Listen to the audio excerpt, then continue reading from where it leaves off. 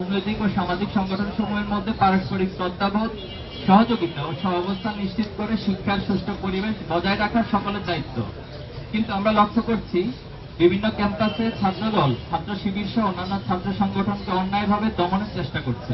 শুধু তাই নয়, নিজেরা সন্ত্রাসী কায়দায় শিক্ষার্থীদের হামলা করে তার দায় উদ্দেশ্য প্রণোদিতভাবে ছাত্র শিবিরের উপর চাপিয়ে দিচ্ছে, যার প্রবক্তা ছিল নিষিদ্ধ ছাত্র সংগঠন ছাত্রলীগ।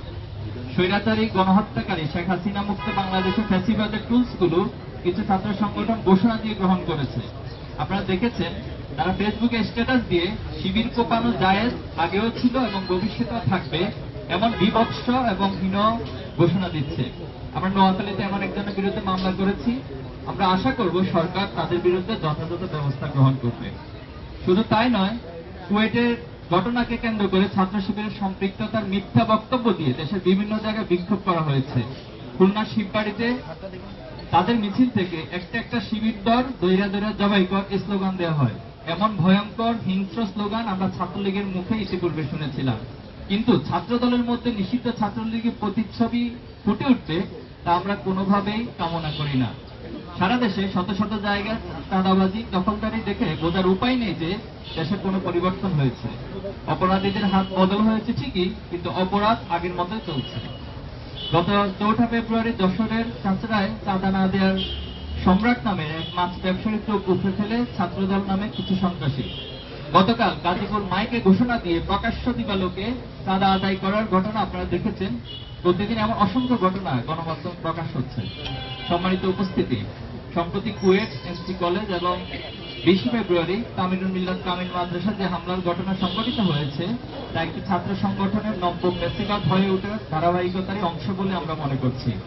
খুলনা প্রকৌশল ও প্রযুক্তি বিশ্ববিদ্যালয়ের সাধারণ ছাত্রদের উপর ছাত্রদল যুবদলের বহিরাগত সন্ত্রাসীদের নিয়ে প্রকাশ্য দিবালোকে পরিকল্পিতভাবে সশস্ত্র হামলা পরিচালনা করে, যেখানে অর্ধশতাধিক শিক্ষার্থী মারাত্মকভাবে আহত হয়। কিন্তু ছাত্রদল তাদের উচ্ছৃঙ্খল কর্মীদের বিরুদ্ধে ব্যবস্থা না নিয়ে উল্টো সেই সন্ত্রাসী কর্মকাণ্ডের দায় ছাত্র শিবিরের উপর চাপিয়ে দেয়। শুধু তাই নয়, প্রকাশ্য সংবাদ সম্মেলনে ছাত্রদল সভাপতি রাকিবুল ইসলাম রাকিব শিবিরের উপর দায় দিয়ে দেওয়ার মতো নির্দেশনা প্রদান করে, যার মাধ্যমে দেশবাসীর কাছে তাদের ঘৃণ্য পরিকল্পনা স্পষ্ট হয়ে যায়। একদিকে ছাত্র শিবিরের দায় চাপিয়ে দেওয়ার প্রকৃত ঘটনা আড়াল করতে চেষ্টা করে, অন্যদিকে যুবদল তাদের চিহ্নিত সন্ত্রাসীকে বহিষ্কার করার মাধ্যমে নিজের সাংগঠনিক সংশ্লিষ্টতা প্রমাণ করে।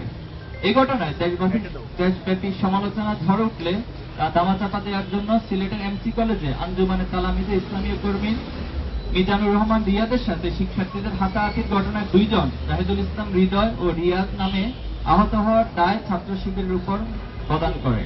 পরবর্তীতে কলেজের অধ্যক্ষের বক্তব্যের মাধ্যমে প্রকৃত ঘটনা প্রকাশ পেলে ছাত্র শিবির যে সেই ঘটনার সাথে জড়িত নয় তা প্রমাণিত হয়। কুয়েটে শিক্ষার্থীদের রক্তের তাক শুকাতে না শুকাতেই গত 20 ফেব্রুয়ারি টঙ্গীতে তামিলুল মিল্লাত কামিল মাদ্রাসার শিক্ষার্থী এবং ছাত্র শিবিরের ওয়ার্ড সভাপতি ফজলে রাব্বি সিফাতকে হত্যার উদ্দেশ্যে ছাত্রদল সন্ত্রাসীরা কুপিয়ে জখম করে। শুধু তাই নয়, জোরপূর্বক নিজেদের পক্ষে স্বীকারোক্তি নিতে একাধিকবার ছাত্রদল কর্মীরা তাকে নির্যাতন করে। আসামিকে ছিনিয়ে নিয়ে ছাত্র শিবিরের বিরুদ্ধে বক্তব্য নিতে ছাত্রদল নেতাকর্মীরা থানার সামনে মব তৈরির চেষ্টা করে। আমরা এই ঘটনার সাথে জড়িত সকলকে গ্রেপ্তার ও দৃষ্টান্তমূলক শাস্তি নিশ্চিত করতে প্রশাসনের কাছে জোর দাবি জানাচ্ছি। পাশাপাশি হামলার সাথে জড়িতদের বিরুদ্ধে সাংগঠনিক ব্যবস্থা নিতে ছাত্রদলের প্রতি আহ্বান করছি। প্রিয় সাংবাদিক ভাইরা, অন্তর্বর্তী সরকার গঠনের 7 মাস অতিক্রান্ত হলেও এখনো দেশে আইন শৃঙ্খলা পরিস্থিতি স্বাভাবিক হয়নি। প্রশাসনিক দুর্বলতার সুযোগে এখনো দেশে নানা প্রান্তে অপরাধ সংগঠিত হচ্ছে। সারা দেশে চাঁদাবাজি, ছিনতাই, ডাকাতি ও ধর্ষণের ঘটনা আশঙ্কাজনক হারে বেড়ে গেছে। উদ্বেগের বিষয় হলো, গণমাধ্যমের রিপোর্ট অনুযায়ী দেশের 273টি কিশোর গ্যাং সক্রিয় রয়েছে, যারা দেশকে অস্থিতিশীল করতে নানা ষড়যন্ত্র করলেও তাদের আইনের আওতায় আনা হচ্ছে না। গণমাধ্যম সূত্রে জানতে পেরেছি, জুলাই গণহত্যায় জড়িতদের 723 জন